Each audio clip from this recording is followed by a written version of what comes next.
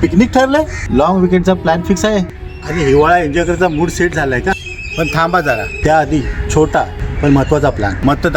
मतदान केवळ अधिकार नाही, ही प्रत्येक प्रौढ नागरिकाची जबाबदारी आहे. मतदान करा आणि आपली जबाबदारी पूर्ण करा.